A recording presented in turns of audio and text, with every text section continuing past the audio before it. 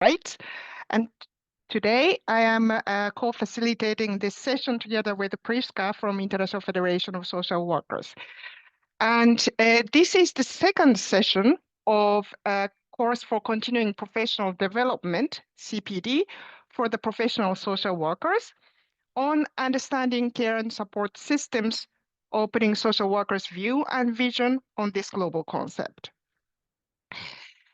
In the first session of this course happened last week, we discussed about conceptual framework and ideas around what's the human rights-based care and support systems.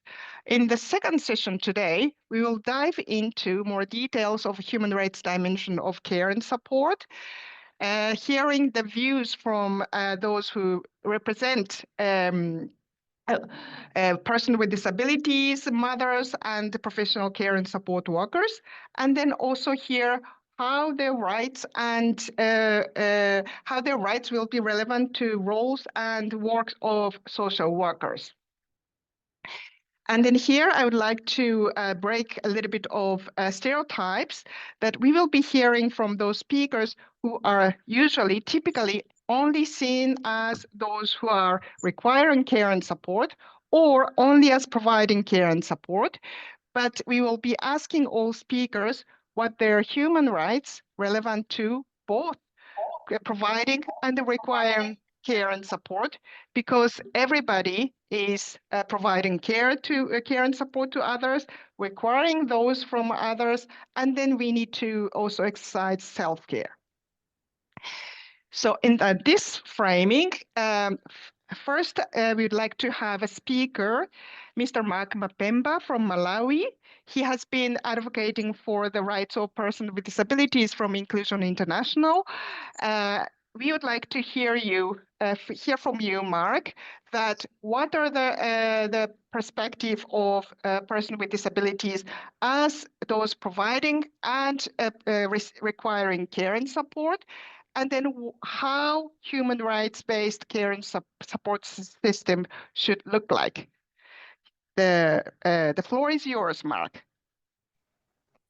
Thank you very much.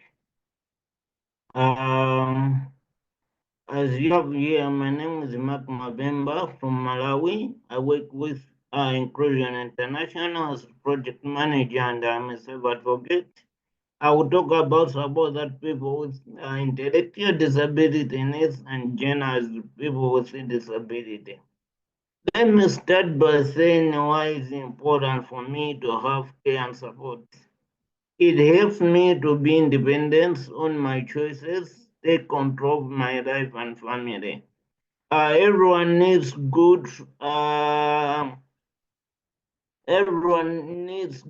life, and me too. I do need care and support for my well-being, health, and happiness.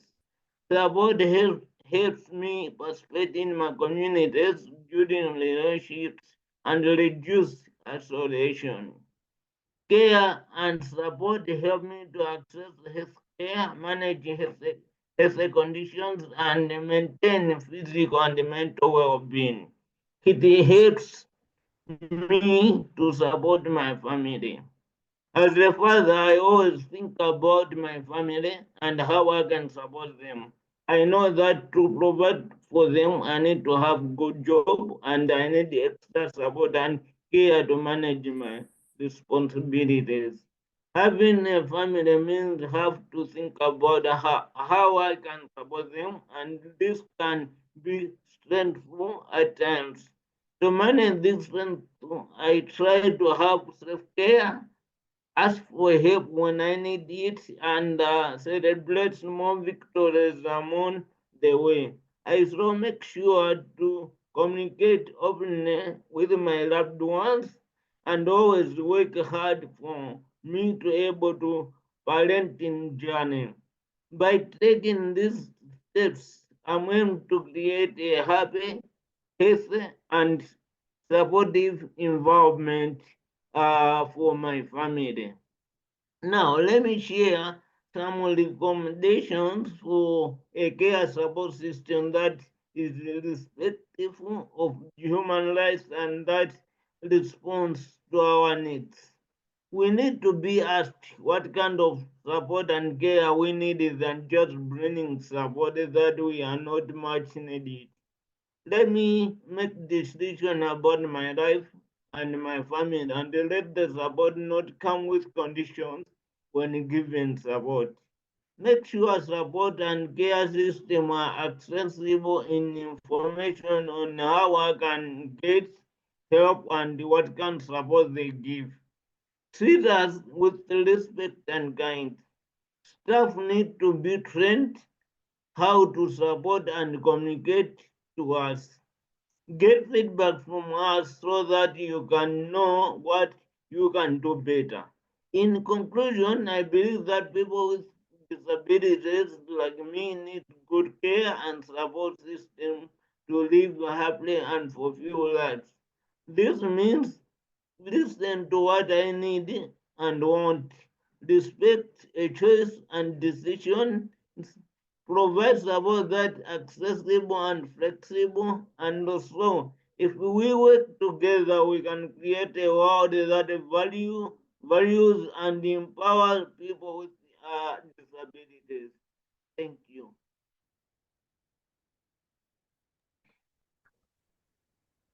Thank you very much, Mark. Now we would like to move to the presentation by Afaf Abunoda. Sorry, Abunoda Yes. from Make Mothers Matter. You have been advocating for and supporting mothers, and mothers are often seen as caregivers, but they also need care and support to themselves and to self-care. So for you, what would be like rights-based care and support systems, and then what kind of barriers you might face? Please go ahead. Well, thank you very much for bringing mothers into the equation and for giving Make Mothers Matter the opportunity to explain why mothers need to be at the heart of the discussion. Mothers are indeed the perfect example, as you said, of care providers, but they also, of course, need care. By far, they are the ones who provide care work, whether for their families through unpaid family care work, or as a paid job, as we know the majority is carried out by women, and many of them are or will become mothers. So motherhood is an incredibly demanding role, and mothers, as I said, 76.2% of unpaid domestic and care work is done by women. And if we don't have the exact statistics on mothers specifically, we know that a huge share of this responsibility falls on them. So while they provide care, they are also the one who pays a huge price for it. This unequal distribution of care work limits their opportunities, whether in the workforce, leadership, or simply in having time for themselves. It's not just a personal struggle, it is really a structural issue that fuels gender inequality and leads to multiple human rights violations. Which of them? There are many. One of the first one is the right to work, for example, or the right to financial autonomy. Today, women who are mothers face specific maternity-related discriminations, and we are still seeing mothers being fired for getting pregnant, mothers being denied a job or promotions because they have children. We know that mothers earn significantly less than women without children, and Claudia Goldin, the Nobel Prize of Economy, called it the motherhood penalty. And mothers also have in many regions and even in developing countries to have to work part-time or informally or being self-employed out of necessity.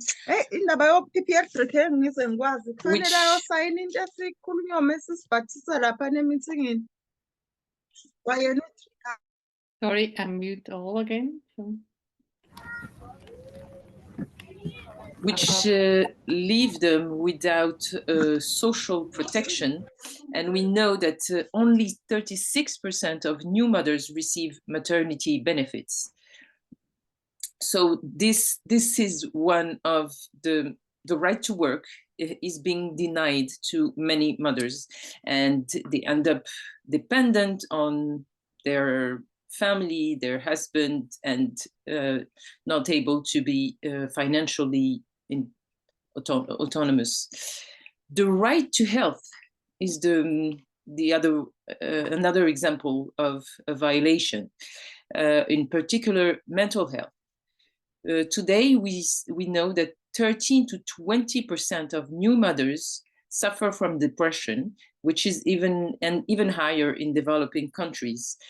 We just MMM just conducted a survey in 11 countries in Europe, and 50%, 1 out of 2 mother, reported experiencing mental health struggles in developing countries where they have access, but not really, because even though services exist, they are not enough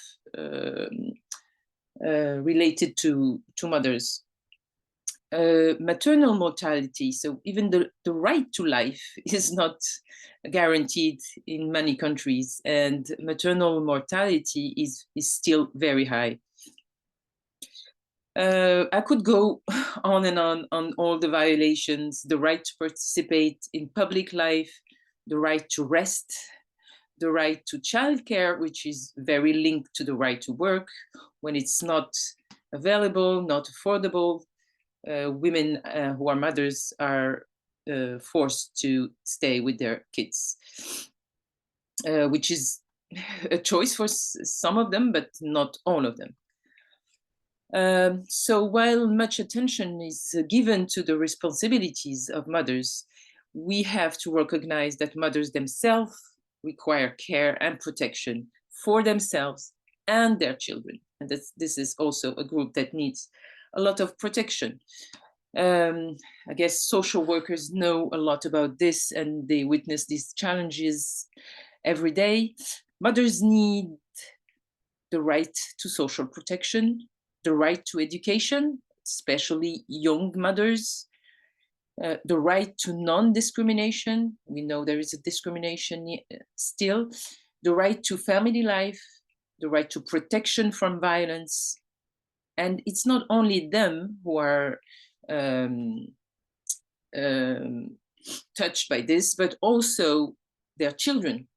The children are the first to suffer when their caregivers lack support. Without adequate healthcare, education, protection, children remain vulnerable to poverty, exploitation, and instability.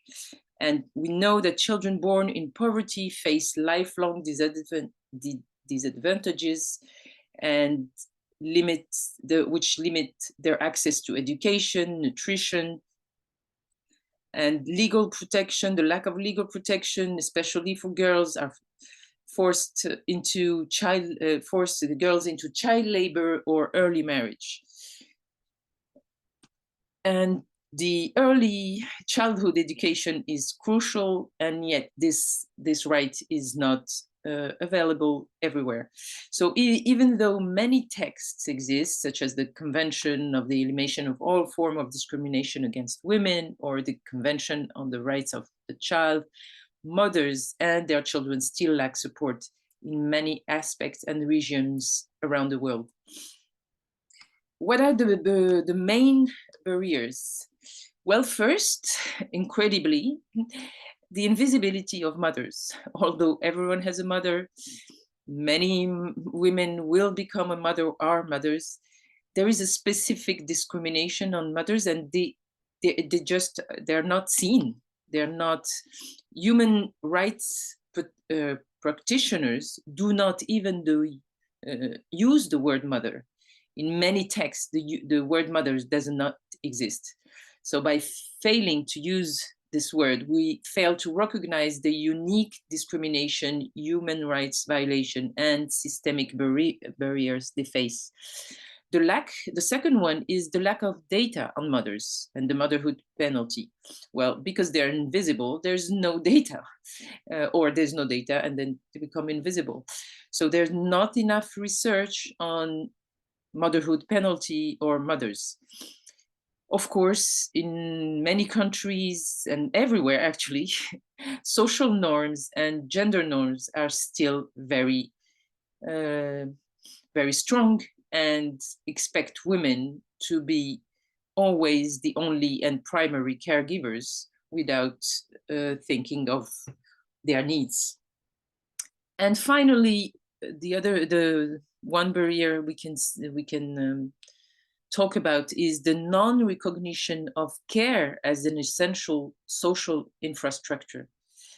So care does not have the value it should have, and value for the society as a whole, and mothers' roles at home, but also women's work in professional caregiving fields are still undervalued.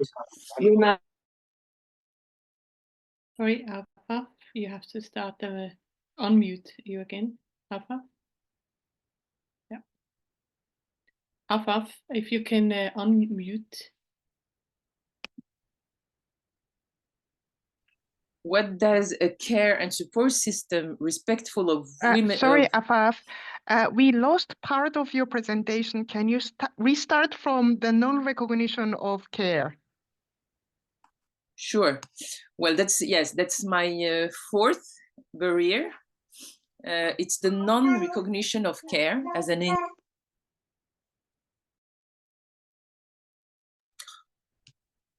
the non-recognition of care as an essential social infrastructure that has value for the society as a whole and mothers' roles at home, but also women's work in professional caregiving fields all are undervalued. Care work is undervalued, underestimated, not recognized. And for example, all the industry of care work is very low paid and not valued by the society. So we have to recognize care as essential. So as I said, what does a care and support system respectful of human rights look like? Well, we need a profound shift on the perception of mothers in society. We need a redistribution and a recognition of this unpaid care work between men and women, at least, but also with the whole society. And as many countries, African countries say, it takes a village to raise a kid, to raise a child, and the whole society approach is needed with families, communities, government, and the private sector taking their share of responsibility and costs as and having work environments family friendly and that take care of families and mothers. And finally, as I said before, a profound shift on the perception of care, not only of mothers, but of care in general. Thank you very much, Afaf. That's it for me. Thank you very much. Thank you. Just to request everyone who are listening to the presentation, kindly mute yourself. And then when we comes to the discussion among all participants, when you speak, you can unmute. But during the presentation, please keep it muted. Keep yourself muted. Thank you. So now Mark talks about support, and then Afaf talked about care. And then as explained in the first session, those two concepts of care and support are very important. And as Mark mentioned, that importance of the idea of support is to really recognize the agency of those who are requiring care and support. And then that also resonates with the concept of care Afaf just mentioned. And now we are coming to third speaker, Raina Bhattacharya.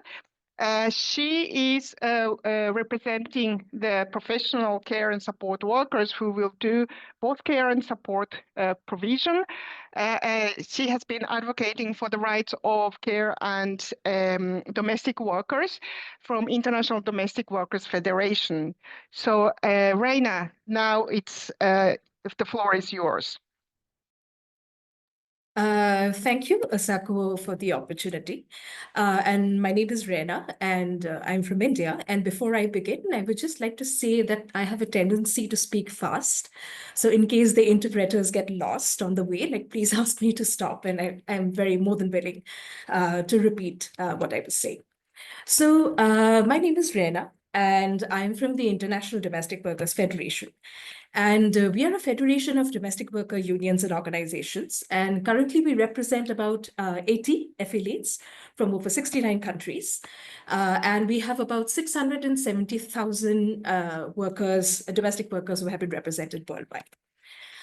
In fact, actually, when the discussions on the care economy started, IDWF, which is our abbreviation, we started actually looking at a lot of the lived experiences of domestic workers. We did a lot of surveys, we did a lot of studies. And then we realized that domestic workers actually do all four kinds of care work, which is paid and unpaid, direct and indirect. And in fact, from these surveys and from these studies, we realized that domestic workers do both paid care work as informal workers at the households. And they also do unpaid care work because 75.6 million domestic workers are there across the world, and about 3/4 of them are women. So which means that they end up doing both a big chunk of actually the paid care work as well as the unpaid care work in their homes. And because the domestic work is a highly feminized sector, and we also had intersections with paid care work, we actually reached out to the ILO, the UN, and we had a lot of support from their side, from their policy briefs that actually showed the domestic worker actually end up doing these kinds of work. But over time, we realized as we talk with more governments, as we talk with more employers associations and what they think, we realized that they don't really see domestic workers as part of the care economy. Domestic work is still not seen as work. It's not seen as care work. And domestic workers are not seen as care workers as well. In fact, it was a situation that we did a survey of over 12 countries in Asia. And we realized that domestic workers actually did not feature in any of the national care policies and plans and systems in these 12 countries. And we also realized that all of these policies that existed in these 12 countries tended to kind of prioritize institutional care, tended to prioritize home-based care over institutional care. And that is where I kind of agree with Afaf that the large burden of the care share actually falls on paid domestic workers at home, or they fall on the unpaid woman caregiver, in which case mothers, like Afaf was saying. However, the report that we kind of collaborated with OSCHR and other stakeholders to contribute it to, the stakeholders who come from people who receive care essentially are saying that care needs to stay at home, because that is where the most empathetic caregiving takes place. So from that perspective, I think from IDWF also, we believe that care should stay at home. And if care should stay at home, it means that domestic workers who work in homes need access to decent work and social protection, which means that domestic workers who are mostly working in homes and are care workers and are informal workers, therefore need labor and social protection for them to be able to give and do their caregiving as care workers. If we look at the kind of rights that domestic workers can access, because the home is not considered a workplace, and home is the site where most of the caregiving takes place and most of the care receiving takes place, but that site is not considered a workplace. Informal workers, such as domestic workers, again, do not have access to decent work and social protection, which means that these issues, they have lack of access to weekly day offs, annual and sick leave, holidays, protection from unpaid and underpaid wages, which leads to forced labor, and of course, lack of social protection, which means pension, health insurance, unemployment, and occupational safety and health. So if we look at the framework of care from the perspective of care and social protection, and also from the perspective of the right of the caregiver, we have to understand that work conditions still continue to be precarious for informal workers, such as domestic workers. And that leads them to be vulnerable to all kinds of violence, including gender-based violence and economic violence, because there is no clear avenue for access to justice. And in fact, these homes also continue to be not under labor inspection. So as a consequence, any of these sites of violence do not come under legal protection, leading them to not have the right kind of access to justice for domestic workers. And in fact, to actually look at the framework of how domestic workers should receive rights as caregivers, we can look at the 5R framework of the ILO. And if I could just go through that, which is first is recognition. And in our case, it should be recognizing domestic work as care work, and also recognizing domestic work as skilled work. Because as ILO recently pointed out in one study, domestic workers are actually doing medium skilled work according to the ISCO classification. So it is a myth that domestic work is unskilled. The second R, which is reducing the care share by imposing limits on working hours and having access to weekly day offs and holidays. Third for us, which is redistribution. For us, it would be redistributing the care between the home and the state. So which means that the care work can definitely stay at the home, but the provision and the distribution of care work should lie with the state. Healthcare is a public good for us and a human right.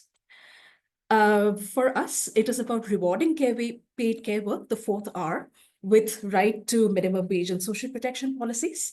And what I think and what we feel, I think, is the most important R, which is represent, by allowing them right to the access to right to freedom of association and the right to collective bargaining.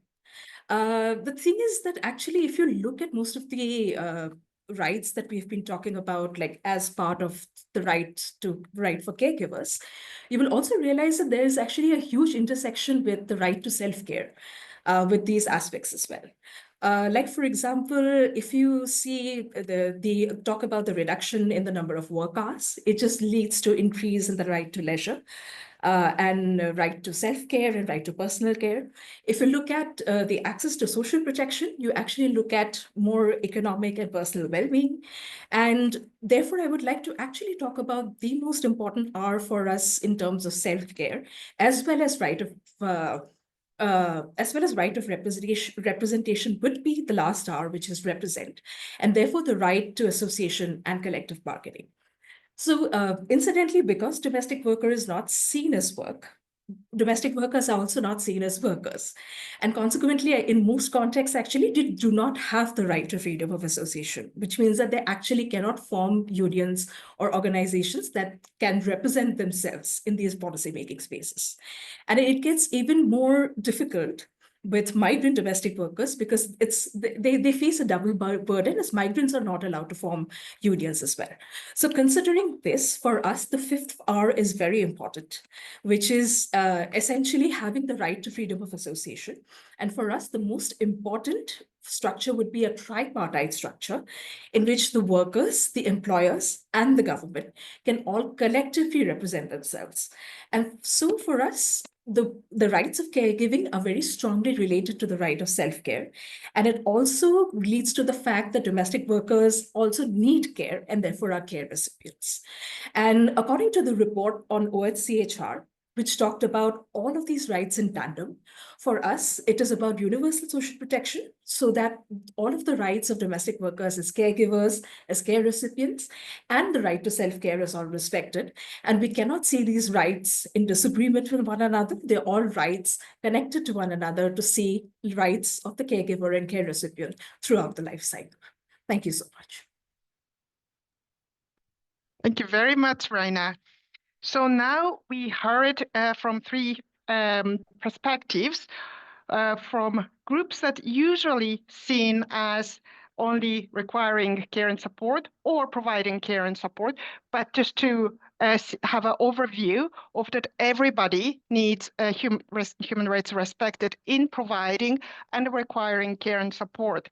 And also a couple points like when the social workers would be working in relation to all these constituencies and then all rights relevant to them, and how, for example, the representation and participation of those who are requiring and participating in the care and support can join in the decision making, or while reducing or redistributing care and support responsibility within the society, how the assurance to human rights-based support and care can be ensured, and then how the care and support provision can be deinstitutionalized. Reina said that the care should stay at home, but actually even at home, if there is no respect for human rights, both by those who are providing care and support to those receiving care and support, and then also those who are requiring care and support to those who are providing care and support, the situation could be an institutionalized setting of care or the form of violence. So how those could be addressed, and then what kind of role social workers could play in that might be leading to the presentation by Sona. Sorry, my Arakelian. yeah, sorry, Sona Yeah. Arakelian. Your video disappeared and I lost your name. Sorry. Sona has been working for a long time as a social worker in Armenia and then also worked with the UN agencies. So we would very much like to hear what your thought is about on this issue. The floor is yours, Sona. Thank you. Thank you, dears. Just let me to share my screen as I have a little presentation.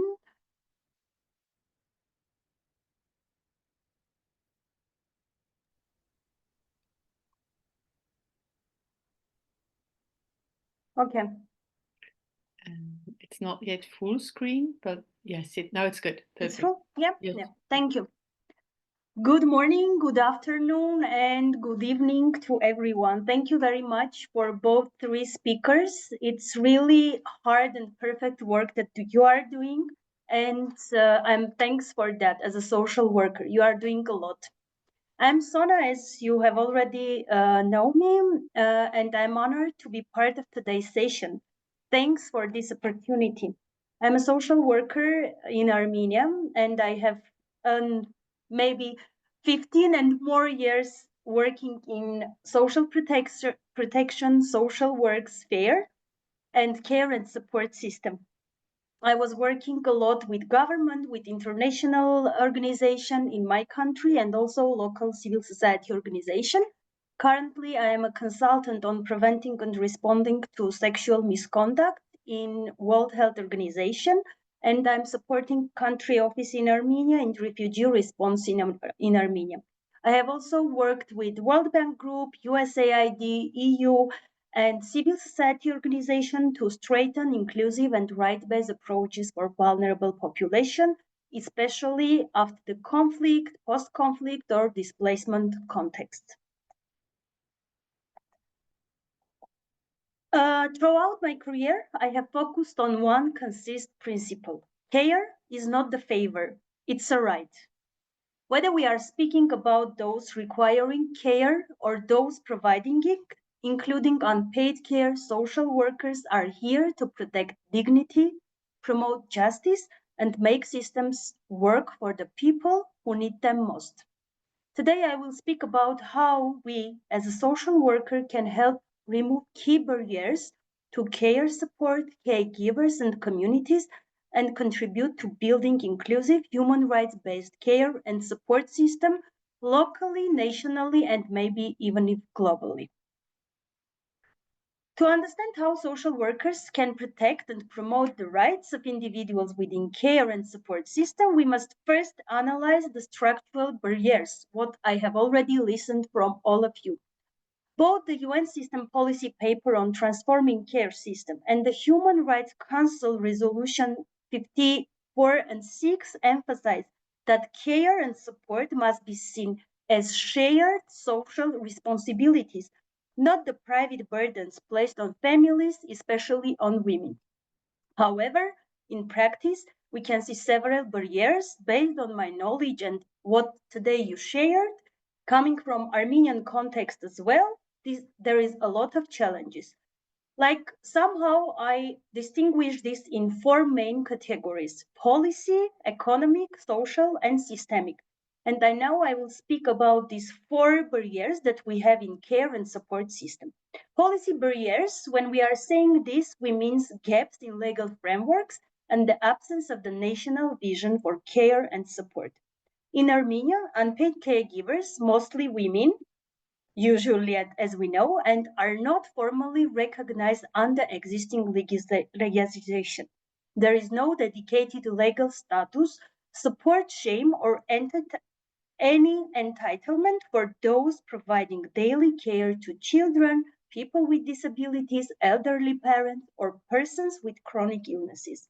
At the same time, while there are isolated laws on social protection or family support, there is no comprehensive national strategy as well that can address the care economy, recognizing the value of caregiving or set minimum standards for care provisions.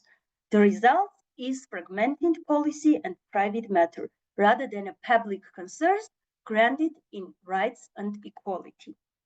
The second is economic barriers. The underfunding of care system creates profound inequalities, especially in rural and undeserved regions. Many communities lack access to services, whether it's for received care, disability support, psychological consulting, or any services.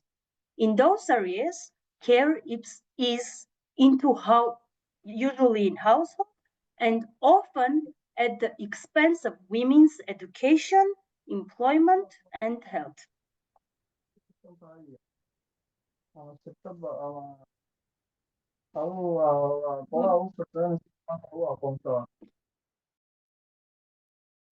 Donna, sorry, I had to mute all, so please unmute your microphone.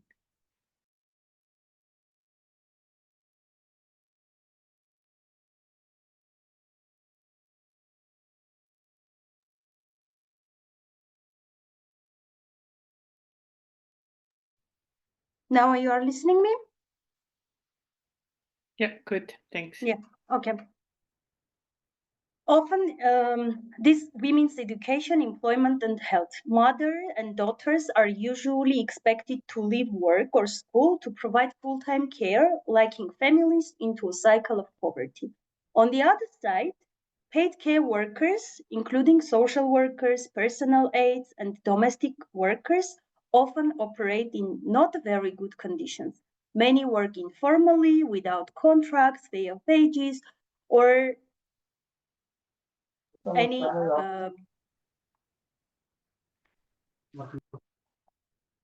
What is wrong with this guy now?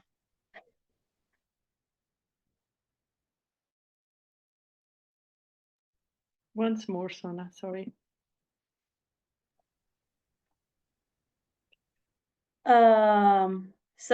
Many works informally without contracts, fair wages, or access to social insurance. Armenia currently lacks a national register of care workers, minimum wage protection for caregivers, or widespread training and certification program. This directly affects both the quality of services and the well-being of those who deliver them. The third barrier is the social. As we have already listened from the mother, care and support systems are shaped by deeply rooted social norms. In Armenia, caregiving is still seen as a natural role of women, especially within extended families. This expectation often leads to social isolation, emotional burnout, and limited public recognition for caregivers. At the same time, those who require care, such as persons with disabilities, older people, or survivors of violence, face stigma and exclusion. For example, disability is still frequently approached through a medical model, which limits access to education, employment, and community participation.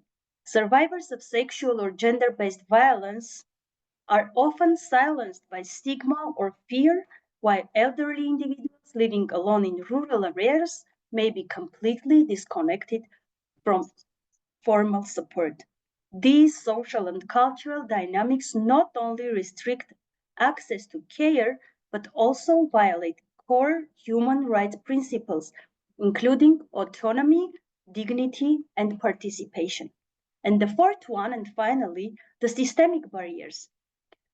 There are significant systemic barriers, especially around governance and coordination. Care and support services are often fragmented across health, education, social protection, and labor sector. This leads to confusion in service delivery, incompleted referral pathways, and inconsistent case follow-up. In Armenia, we have the same situation, unfortunately, and I'm sure that there are many communities that have the same. But what is good, and for social workers we can speak, it's like how we can, how then we can solve this issue and how social worker can remove these barriers.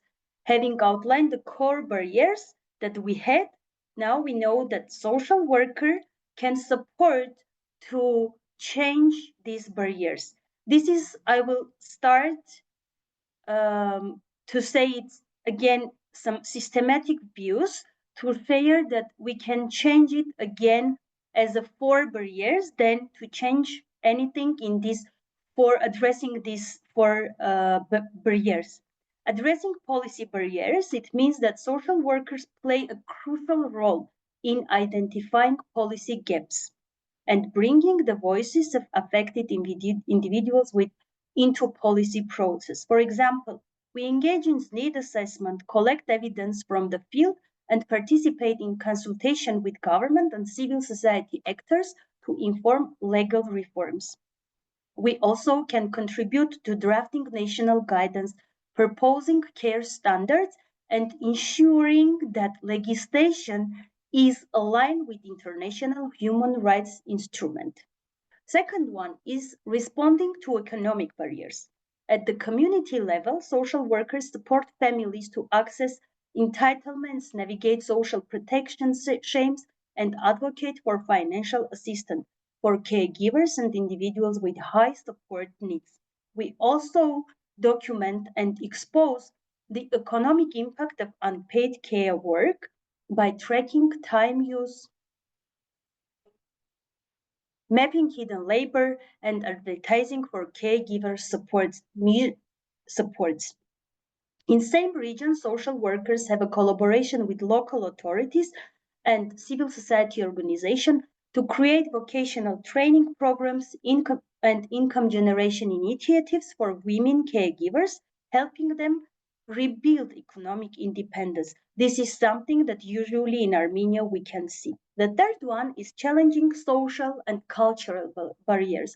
Social workers are trained to understand the cultural dimensions of care, but also to challenge harmful norms and stereotypes. In Armenia and many similar contexts, this means working to reframe caregiving as a shared social responsibility, not just a private duty of women. We lead conversation on gender roles, promote inclusive communities, narratives, and engage religious and traditional leaders in public education efforts. Social workers also have a frontline role in protection the rights and dignity of individuals who face stigma, whether it's a person with disabilities, survivor of violence, or older person. We ensure that people are treated not as a dependents, but as active right holders by promoting informed consent, supporting decision making, and inclusive participation in care planning. And the fourth one is overcoming systemic and institutional barriers. Social workers are often the only professionals who operate across multiple systems: health, education, justice, housing, protection, and this gives us a unique role to building coordination. We work to develop referral pathways, link individuals with services, and advocate for integrated case management system.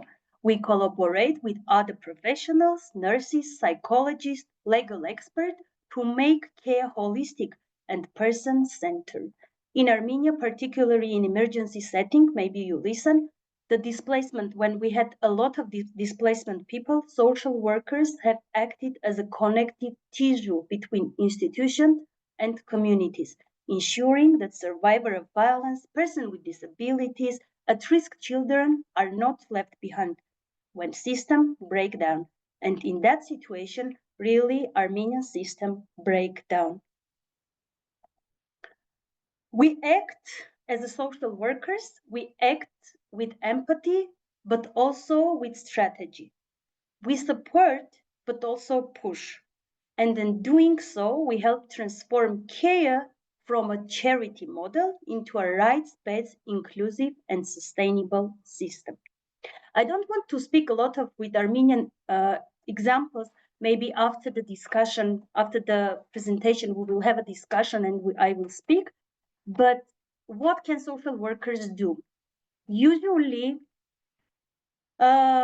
key action that we are doing, I would like to share it's in three levels. At the local level, national level, and the global one.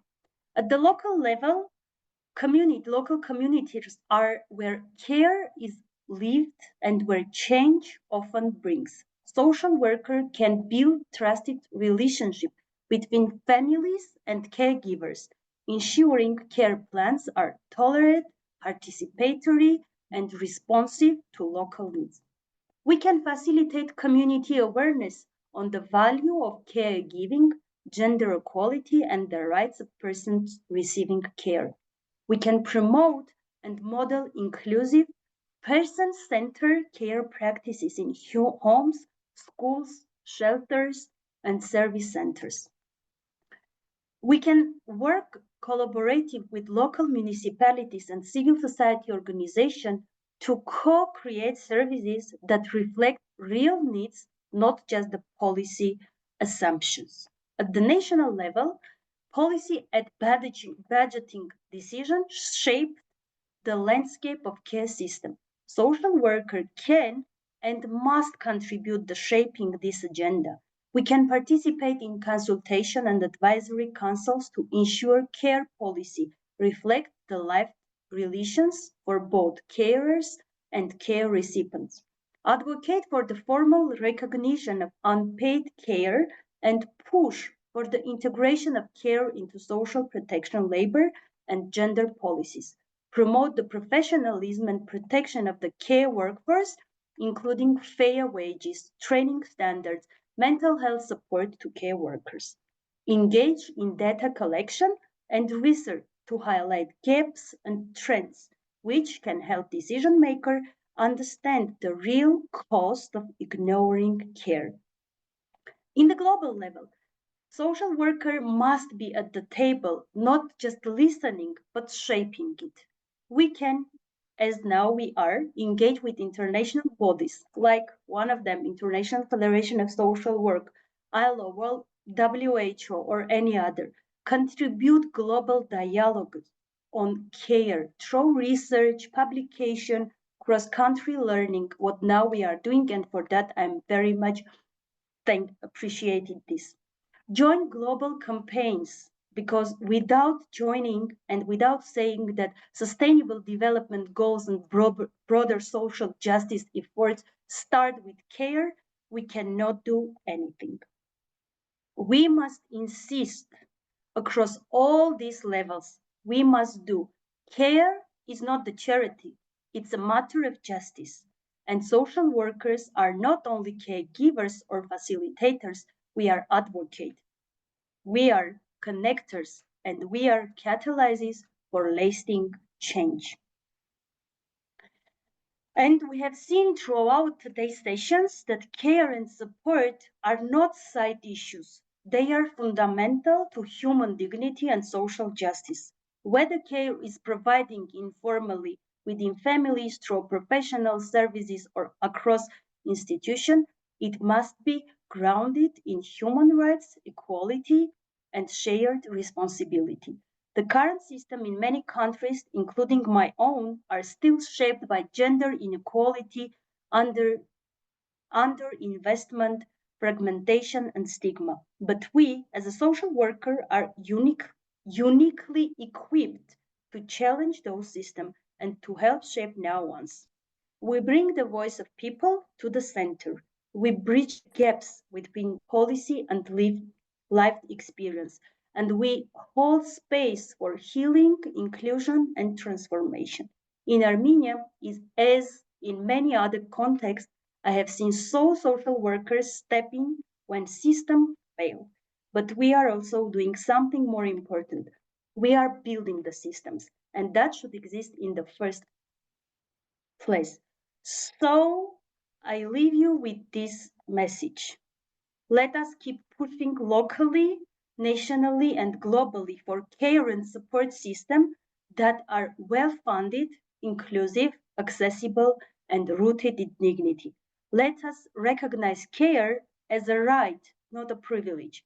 And let us recognize social workers, not only the service providers, but as an essential leaders in the global movement for justice and care. Thank you very much, and I'll be happy to answer in any question that you will have. Thanks. Thank you very much, Sona. You very beautifully connected all the discussion points from previous three speakers and then connected well to the role of social workers. Very much appreciated. So now we open the discussion to all participants. And then I understand that Annalisa from the organizer side can share the key questions already raised from the participants. So Annalisa, maybe you can share them to kickstart the discussion. Thank you. Yes, thank you, Zako. So we received many comments reinforcing what speakers have mentioned. And then coming to the question, Majog asked, in terms of mothers, has not been receiving recognition in South Sudan particularly. So his question is, how would we be able to convince a society to recognize the suffering of mothers and empower them to realize their contribution is being recognized? So I give the floor. Well, should I go? Yeah. Well, sorry, maybe Annalisa, how many questions do you have? So 1, 2, 5, 6, more or less. Yeah. And then are they all different points or they could be grouped? For example, is there any other points on mothers so that Afaf may be able to answer in a grouped way? No, I don't see other questions on mothers. No. So okay, so then maybe now we can ask Afaf to respond to questions. And then meanwhile, Annalisa, if you can see what could be the other questions, whether it can be grouped or not, and then if that can be addressed to several speakers if needed. Okay. So now, please, Afaf, go ahead. Thank you. Well, I want to say that it's not only in your country that mothers are not recognized, unfortunately. And that's what we fight for every day at Make Mothers Matter. More globally and nationally, as Sona was explaining, but more globally at the UN and participating to this kind of meetings and being in coalitions and making the whole decision makers having awareness about the role of mothers and how when they are supported they can bring so much to the society and peace in this very difficult world today. So yes, I guess we need, what we fight for is at least to introduce the word mother in the text, in the resolution, and we're very happy that last week, I think, there's an agreed convention, I think, where they mentioned that mothers are suffering from motherhood penalty in terms of work. So it's coming, I guess. But yes, we have to keep fighting. Yes, it's the agreed conclusion that was adopted at the 69th Commission on the Status of Women, recognizing maternity-related discrimination. So things are changing little by little. Thank you. I hope I answered your question. Thank you, Faf. And then maybe if I may add, that it might be also important to ensure the equality in the family so that all women in the family can also speak out and participate in a public discussion, as Afaf mentioned, because it may not be only mothers, but also grandmothers. I saw that some comments made.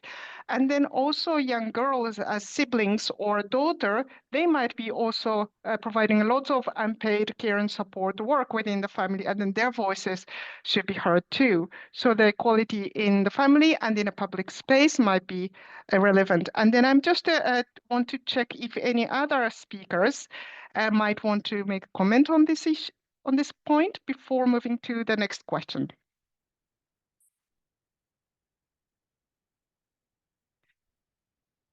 If not, Annalisa, please introduce the next question, please.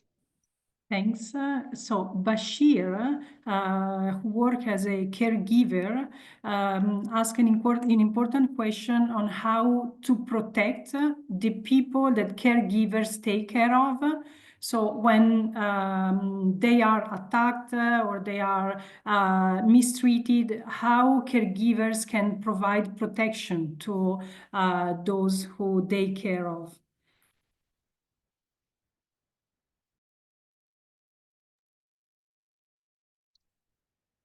Is there any speaker who might want to respond to this issue? For example, Mark, as from the perspective of persons with disabilities, what kind of protection do you think that care providers or supporters can provide protection to those who are requiring care and support, if I understand the question correctly? So the question is, what kind of protection and do people with disability need, or the caregivers, before I reply? So how the caregivers or people providing support to person with disability can protect the person with disability who is receiving care and support? I'll talk in terms of if in terms of protection and information of the person with disabilities. There's some information that the person can be shared to the caregivers which not needed to go public. And one of the protection that they can provide to make sure that there's no leakage of information going outside of in terms of the person with the disability, they have person information that they can share to caregivers, and the caregivers should protect that information, not to share with others. I think one of the important protection that caregivers should look at and make sure they keep privacy to the from people with a disability should not share their private information. Thank you. So it will be very important that caregivers or supporters respect the right to privacy and confidentiality of a person with disability who are receiving care and support. That would be the big protection, right? And then, Mark, I think you also mentioned in your presentation that understanding and listening to those who are receiving care and support so the caregivers or the supporters listening and then understanding what those who are receiving care and support needs and the wants and the choose would be very important, and that would be another forms of protection of the rights of persons who are receiving care and support. I think.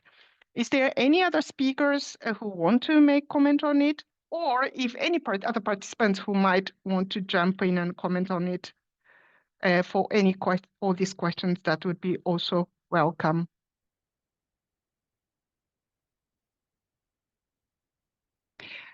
Okay, if not, maybe Annalisa, you can go to the next question. And then also, if anybody who wants to come back to the point already discussed, also feel free to do so after the question. Yeah, Annalisa, please go to the next question. Yes, we have two questions on domestic workers. So Deepali asked, how can we enhance the skills of domestic workers? I saw that Raina already replied, but maybe for the benefit of everyone can be, this question can be addressed. And also another question on how can service of domestic workers can be regulated. And this participant raised the issue of domestic workers mistreating children or people they take care of. So yeah, this is the two questions for Raina. Yeah, so Raina, go ahead, please. Thank you, Annalisa, and thank you for this wonderful question, which addresses the skill of the domestic worker. Because within the Federation, as we have interviewed more domestic workers and talked about their lived experiences, we have realized that domestic workers are actually skilled already. It's not that domestic workers do not have skill.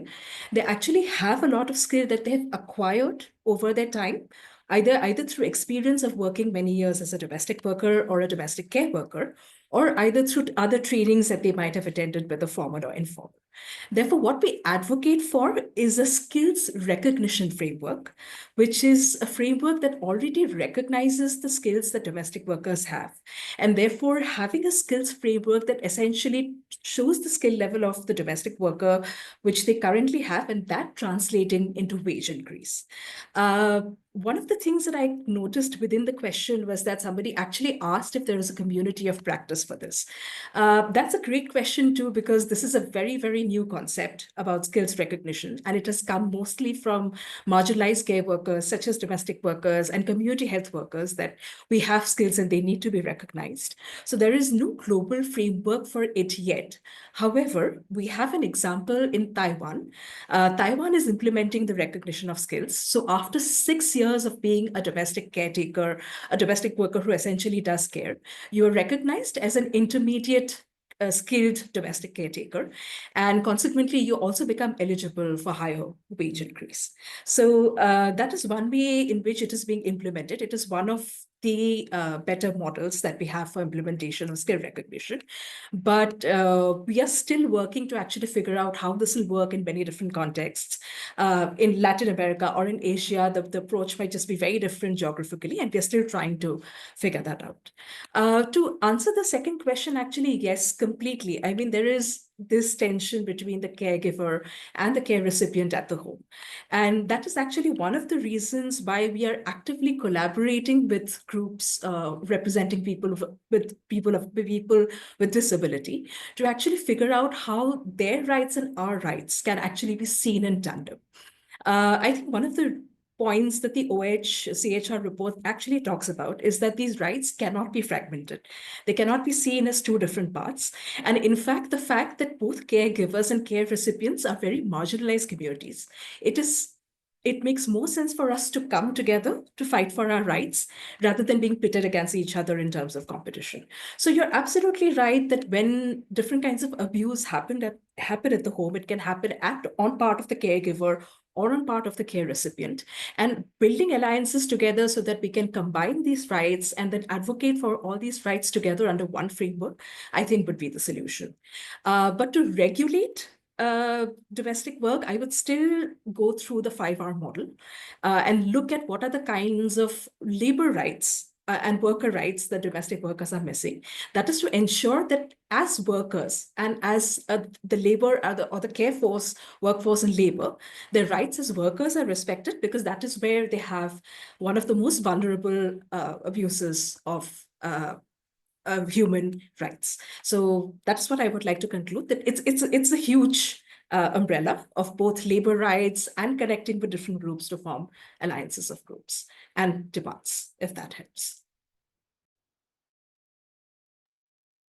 Thank you, Reina. And then I agree with you on the point that probably we need a much more dialogue and a discussion between the different rights holders, because the violence and exploitation and abuse can happen from those who are providing care and support against those who are requiring care and support, and then that vice versa too. Sometimes those who are requiring care and support might be violating the rights of those who are providing care and support.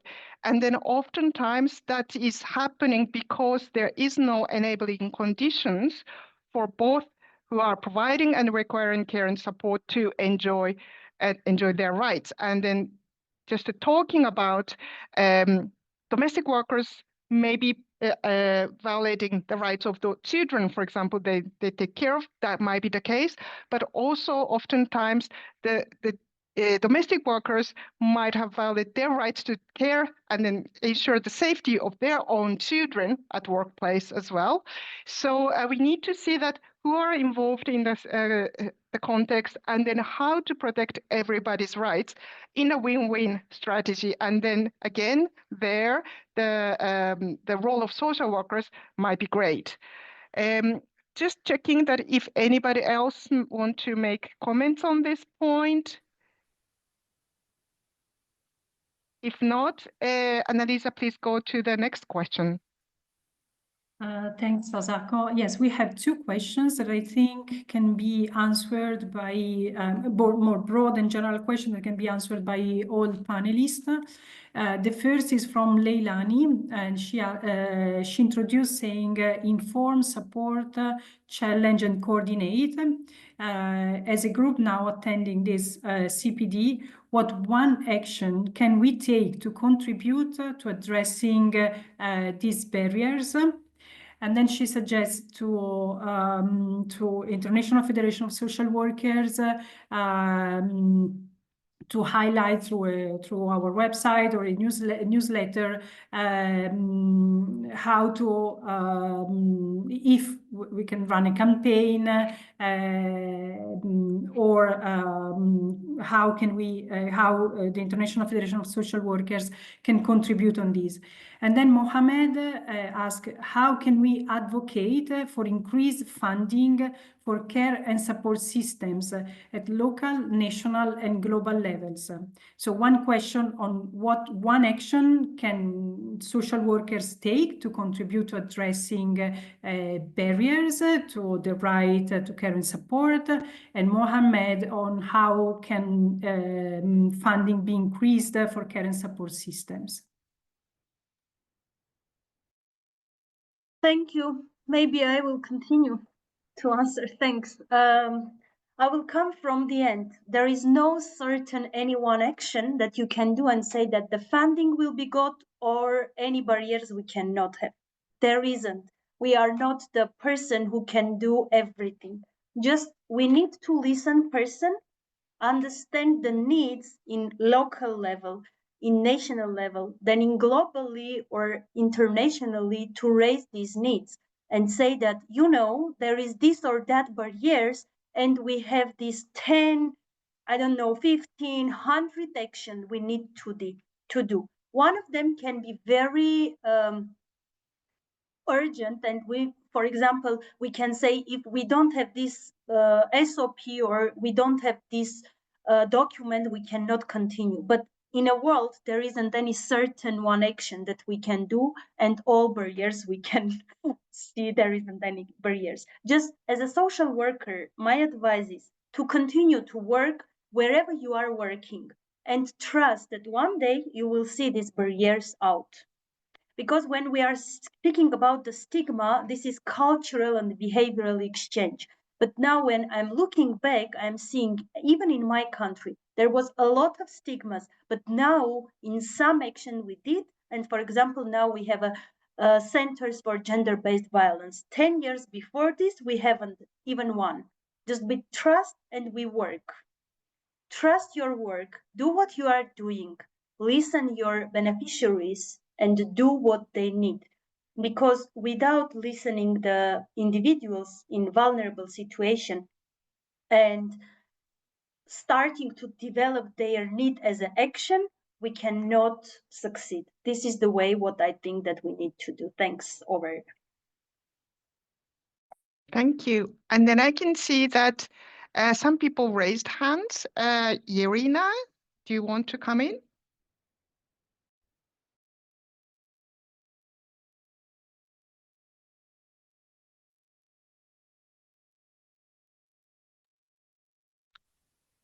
Irina, if you're coming in, you might need to unmute yourself and then speak.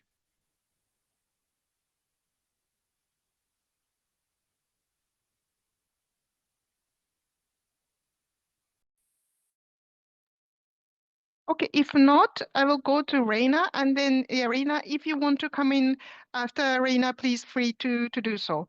Then first Reina, please. Thank you so much, Asaku. Since these two questions have been asked, I think these two questions for me are interrelated. If there is one thing that I would probably want the attendees of this particular course to take away is probably the idea that care is a public good.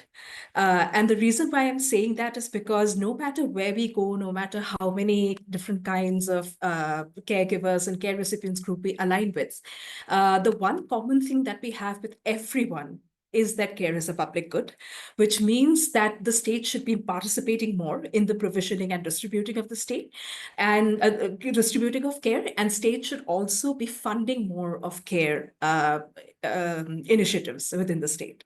So this is probably one demand that has been common across groups. And that also leads to the question of funding, because there are different groups that are working on different aspects of funding and how it relates to care. Like, for example, there are a lot of studies that are done by feminist organizations that show that with the increased privatization of care, the rights of care workers are actually hampered. Care workers such as domestic workers, community health workers, nurse workers, and so forth. So the increased investment in public care, there is an increase in the quality of human rights and labor rights that care workers can actually access. So if we can actually do some kind of studies that show these relationships and how public financing of care actually leads to human rights conditions for care workers, maybe even for care recipients, this is a scope that we can kind of expand to. And this is where we can have conversations at the global and national levels on how is it that we can advocate for more funding of care. I mean, definitely there is a clear relationship between increased public funding in care and better human rights and labor rights for care workers. So thank you. Thank you. Afaf, you want to come in? Yes, I would like to add, and I totally agree with Reina. And I believe, I hope, and I like to believe that something will change around care as the society is changing, the challenges, the issues, climate change, elder population, that something will be done, and that we will finally realize that without care, there is no economy. And we could see that some economists are already talking about evaluating this care work in the GDP and giving it a value, a real value.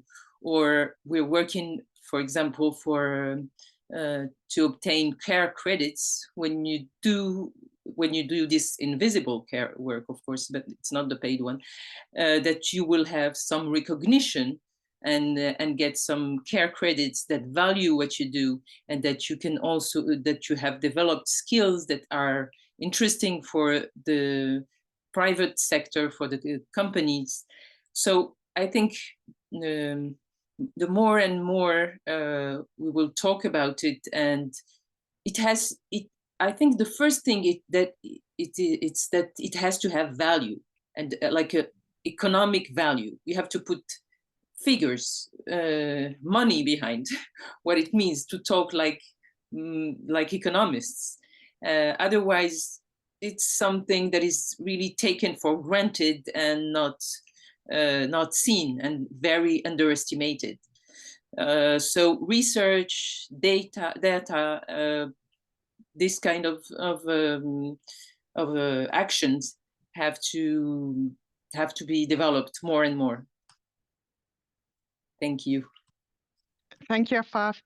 I'm also just adding to this discussion that in terms of recognizing the economic social value of care and support work, a lot of work is being done now in the Latin America of collecting data on how much time is used for unpaid care and support work, etc. And then ILO is now mandated to develop statistical definition of care and support work too.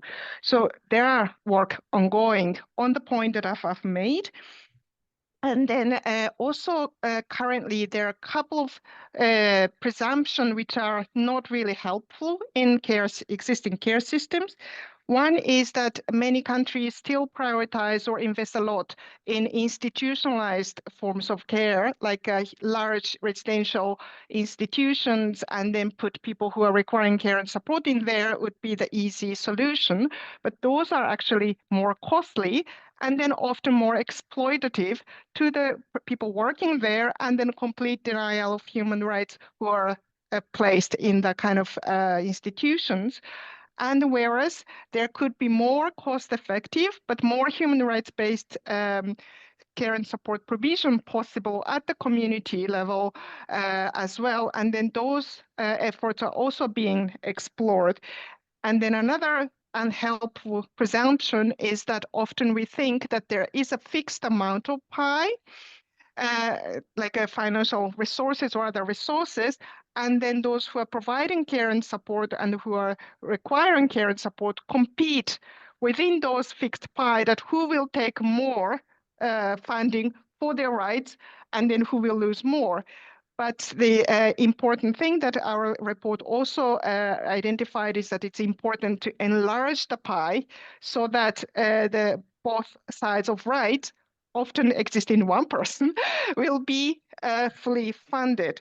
And in this regard, under international human rights law, states have obligations to mobilize and distribute resources for the realization of minimum essential level of economic, social, and cultural rights, like right to work or right to social security, including the rights to live in a community, etc.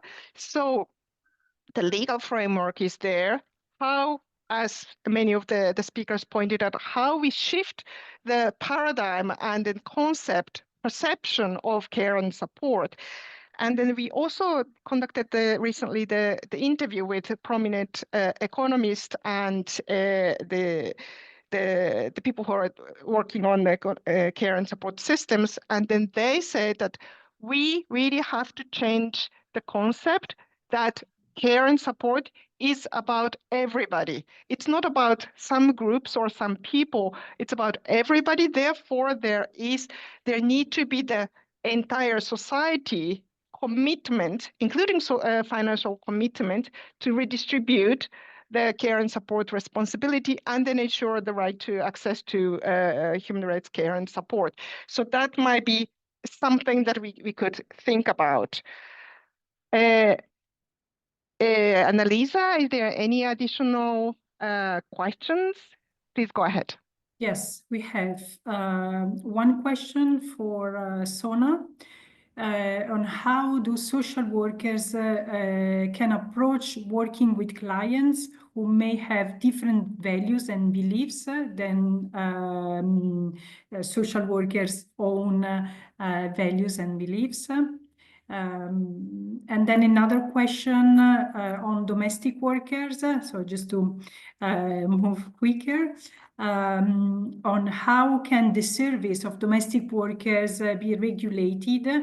Oh, apologies. I missed the one.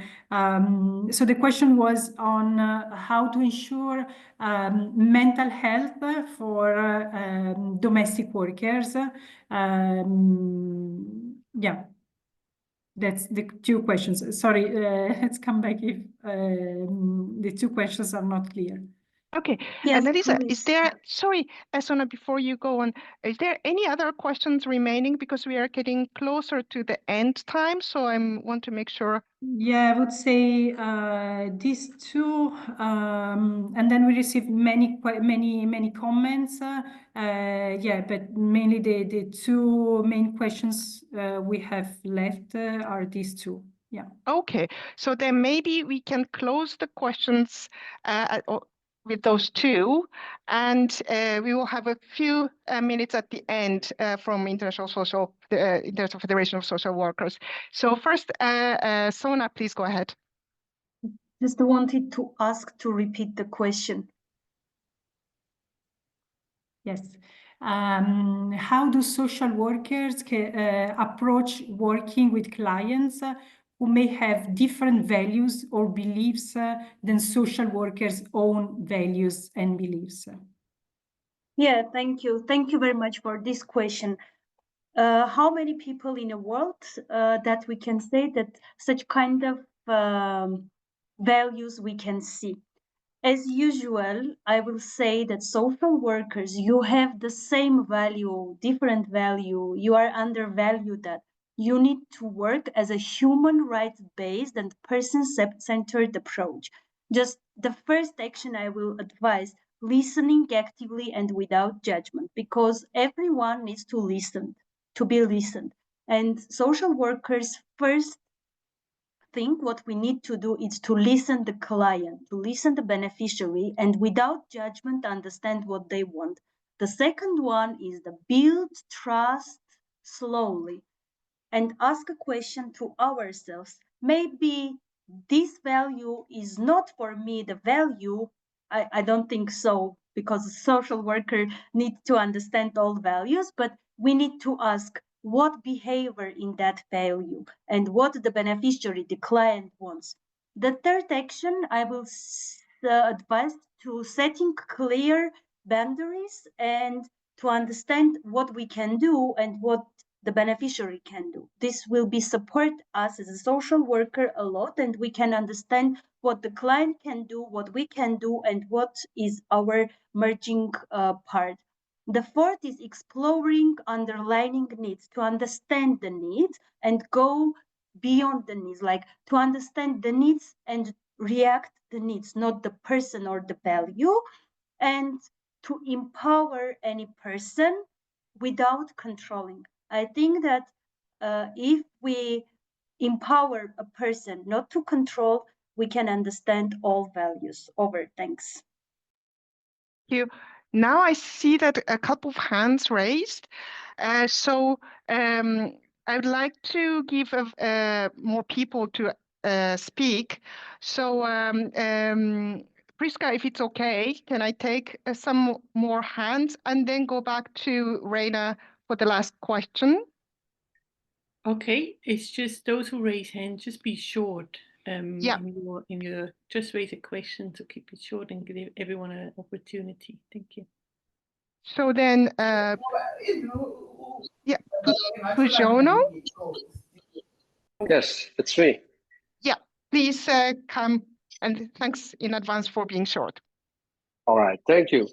I would like to advise how social workers should behave in the case where the environment so blatantly and grossly against the principle of human rights, and where the states or the occupying forces completely disregard and violate the human rights. Where do we stand in that situation? Thank you.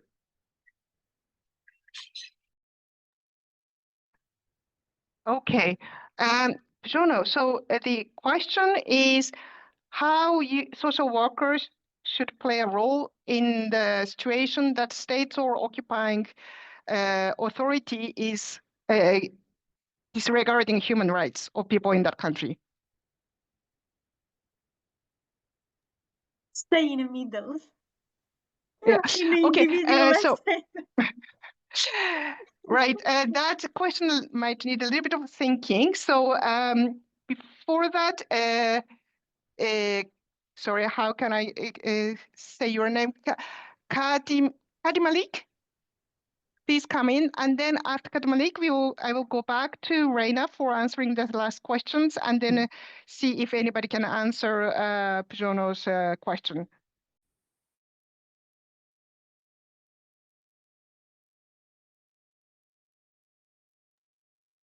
Kadi Malik, please go ahead.